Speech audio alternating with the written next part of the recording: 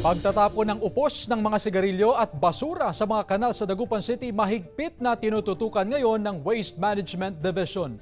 Makibalita tayo live kay Claire Lacanilaw Dungka. Claire?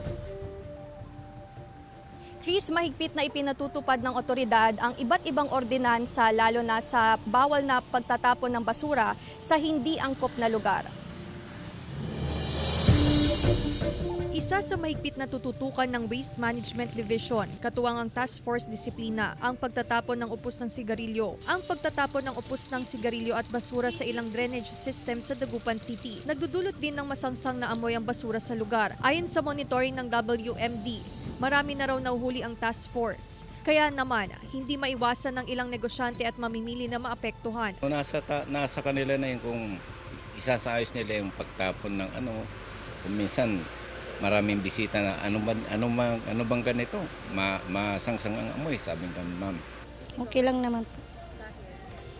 Kasi masipag naman silang naglilinis. Ayon sa Waste Management Division, puspusan ng pagsasagawa ng flushing sa lugar upang mawala ang masangsang na amoy lalo na sa ilang pamilyan sa lungsod, tulad ng Magsaysay Fish Market. Araw-araw din ang kanilang pangongolekta ng basura sa bahagi ng Central Business District sa lungsod. Makikooperate tayo sa ating mga ordinansa and huwag po natin gawin yung bawal kasi pag nahuli tayo, magmumulta tayo.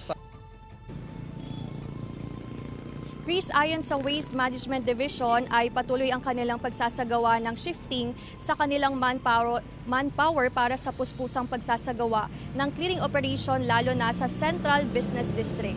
Chris. Maraming salamat, Claire Lacanilaw Dungka.